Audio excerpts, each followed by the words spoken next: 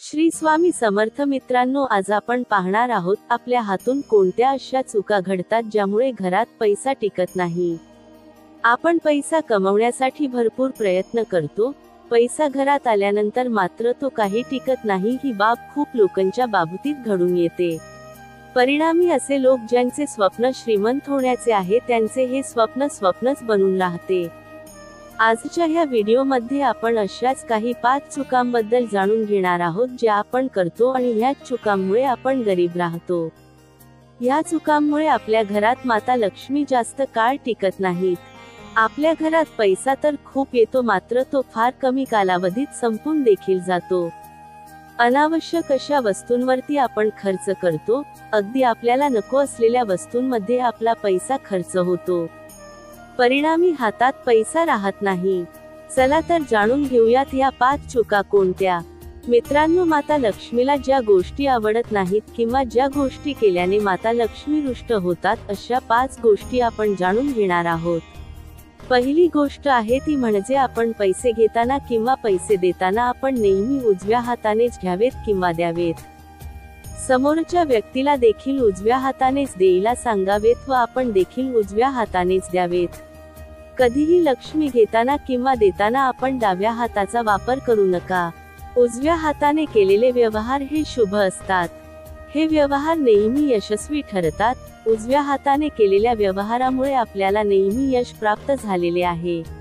म्हणूनच धर्मशास्त्राच्या मान्यतेनुसार आपण उजव्या हातानेच पैसे घ्यावेत व पैसे द्यावेत.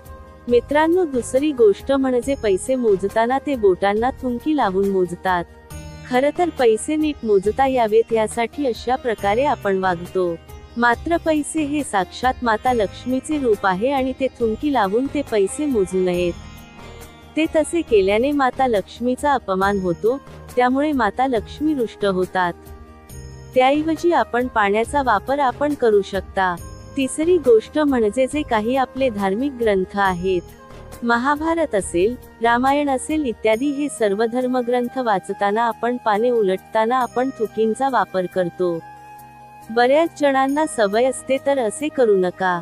अनेक मार्ग आहेत पाने उलटण्याची, म्हणून आपण हे टाळावे. हे अशुभ मानले जाते.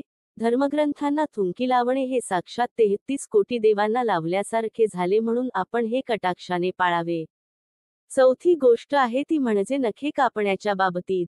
नखे आपण कोणत्या दिवशी कापावीत याबद्दल माहिती आपण आधीच्या लेखात सविस्तर माहिती दिली आहे.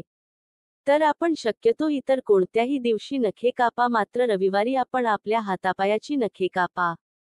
ज्या घरात रविवारी हातापायांची नखे कापली जातात, त्या घरात सदैव दरिद्रता वास करते. माता लक्ष्मी त्या घरात वास करत नाहीत. बरेच जण नखे काढून झाल्यानंतर ती इकडे तिकडे फरशीवरतीच सांडतात. त्यामुळे देखील माता लक्ष्मी रुष्ट होते. 5वी गोष्ट आहे ती म्हणजे जेव्हा आपल्या हातात कोणती मोठी रक्कम येईल तेव्हा आपण ती सर्वप्रथम देवासमोर ठेवावी. ज्या दिवशी ही रक्कम मिळाली आहे त्या दिवशी तुम्ही ह्यातील एकही रुपया आपण खर्च करू नका. दुसऱ्या दिवशी ह्या रकमेतील पैसे खर्च करू शकता. पण तर मित्रांनो, ह्या होत्या काही 5 चुका ज्या की बहुतांश आपल्याकडून होतात व त्यामुळे घरातील लक्ष्मी काही टिकत नाही. पैसे घरात टिकत नाही. परिणामी दरिद्रता वास करते. श्री स्वामी समर्थ मंडळी.